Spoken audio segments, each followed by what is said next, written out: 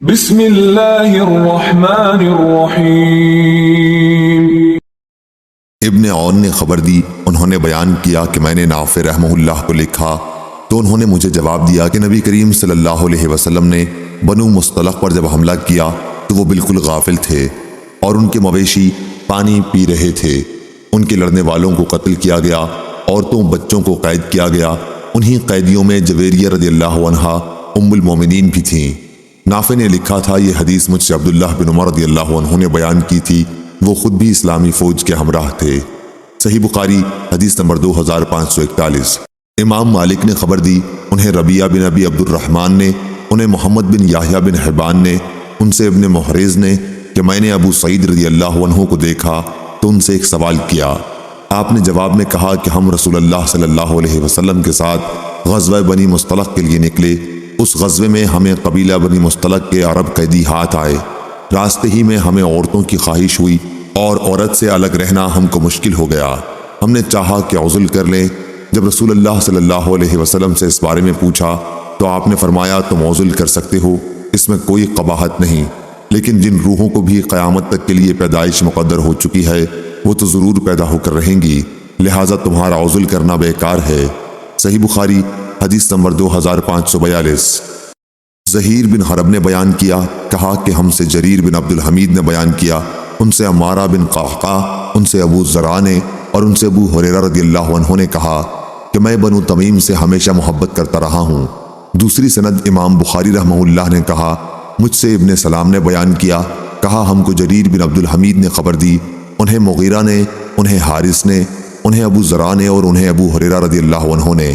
تیسری سند اور مغیرہ نے عمارہ سے روایت کی، انہوں نے ابو ذرا سے کہ ابو ہریرہ رضی اللہ عنہ نے فرمایا، جنہیں میں نے رسول اللہ صلی اللہ علیہ وسلم سے سنا ہے، میں بنو تمیم سے ہمیشہ محبت کرتا ہوں۔ رسول کریم نے ان کے بارے میں فرمایا کہ یہ لوگ دجال کے مقابلے میں میری امت میں سب سے زیادہ سخت مخالف ثابت ہوں گے۔ انہوں نے بیان کیا کہ ایک مرتبہ بنو تمیم کے یہاں سے زکوٰۃ وصول ہو کر آئی تو رسول اللہ صلی اللہ علیہ وسلم نے فرمایا، یہ ہماری قوم کی زکوٰۃ ہے۔ بنو تمیم کی ایک عورت قید ہو کر حضرت عائشہ رضی اللہ عنہا کے پاس تھی تو حضرت صلی اللہ علیہ وسلم نے ان سے فرمایا کہ اسے آزاد کر دے کہ یہ حضرت اسماعیل علیہ السلام کی اولاد میں سے ہے۔ صحیح بخاری حدیث نمبر 2543۔ اسحاق بن ابراہیم نے بیان کیا، انہوں نے محمد بن فضیل سے سنا، انہوں نے مصرف سے، انہوں نے شعبی سے، انہوں نے ابو بردہ سے، انہوں نے حضرت ابو موسیٰ رضی اللہ عنہ سے کہ رسول اللہ صلی اللہ علیہ وسلم نے فرمایا، جس شخص کے پاس کوئی لونڈی ہو اور وہ اس کی اچھی پرورش کرے اور اس کے ساتھ اچھا معاملہ کرے، پھر اسے آزاد کر کے اس سے نکاح کر لے تو اس کو دوہرا ثواب ملے گا۔ صحیح بخاری حدیث نمبر 2544۔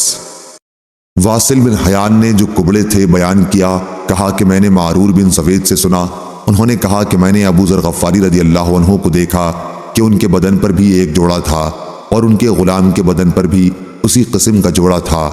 ہم نے اس کا سبب پوچھا تو انہوں نے بتلایا کہ ایک دفعہ میری ایک صاحب یعنی بلال رضی اللہ عنہ سے کچھ گالی گلوچ ہو گئی تھی، انہوں نے میری نبی کریم صلی اللہ علیہ وسلم سے شکایت کی۔ آپ نے مجھ سے پوچھا کہ کیا تم نے انہیں ان کی ماں کی طرف سے عار دلائی ہے؟